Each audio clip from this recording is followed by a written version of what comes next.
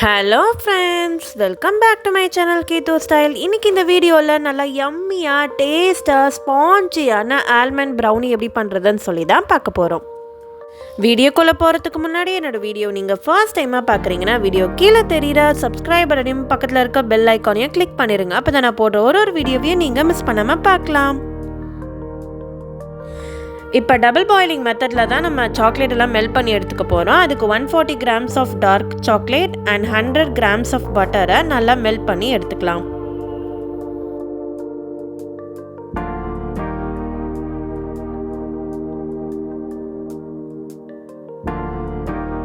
இதை நல்லா இந்த மாதிரி ஒரு கன்சிஸ்டன்சிக்கு மெல்ட் பண்ணி எடுத்துக்கோங்க.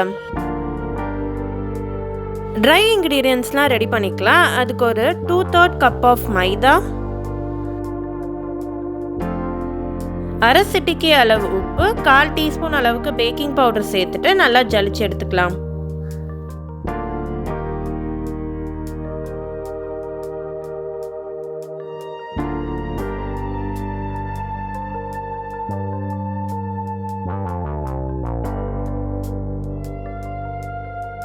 ஒரு பவுலில் 2 எக்கு சேர்த்துக்கலாம்.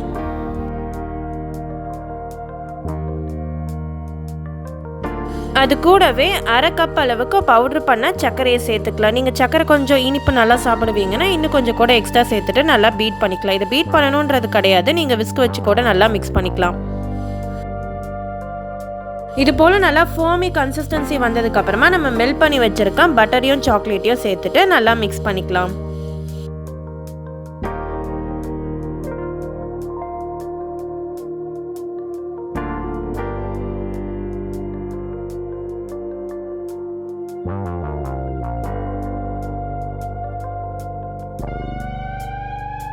நல்லா மிக்ஸ் பண்ணதுக்கப்புறமா நம்ம எடுத்து வச்சுருக்க ட்ரை இன்க்ரீடியன்ஸை கொஞ்சம் கொஞ்சமாக சேர்த்துட்டு கட் அண்ட் ஃபோல்டில் நல்லா மிக்ஸ் பண்ணி எடுத்துக்கலாம்.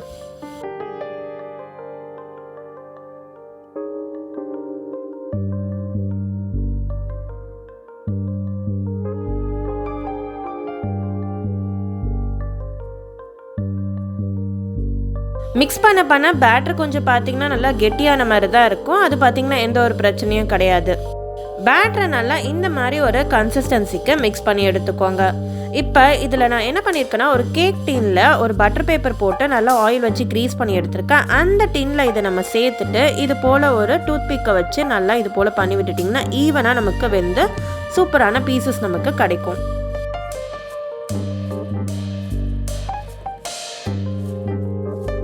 கடைசியாக இதில் நட்ஸ் இல்லைனா சாக்லேட் கூட சேர்த்துக்கலாம். நான் பொடியாக கட் பண்ணி வச்சுருக்கேன் ஆல்மண்டை சேர்த்துக்கிறேன்.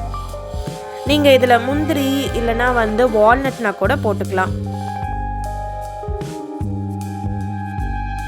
இப்போ இதை ஓவனில் பார்த்தீங்கன்னா ஆல்ரெடி நான் 180 டிகிரியில் 15 மினிட்ஸ்க்கு நல்லா ப்ரீஹீட் பண்ணி வச்சுருக்கேன். அந்த ஓவனில் இதை ஒரு 20 மினிட்ஸ் நல்லா பேக் பண்ணி எடுத்துக்க போகிறேன். அண்ட் ஓவனில் பார்த்தீங்கன்னா டாப் அண்ட் பாட்டம் ராட் ரெண்டுமே ஆன்லேயே இருக்கட்டும்.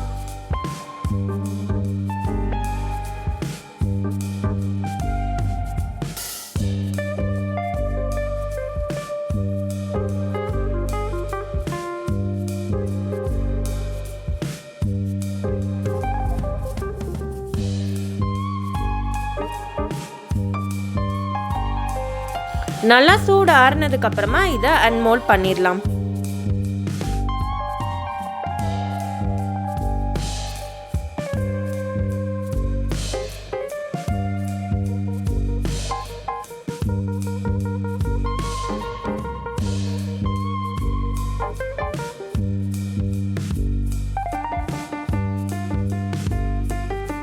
சின்ன சின்ன ஸ்லைஸாக கட் பண்ணி எடுத்துக்கலாம்.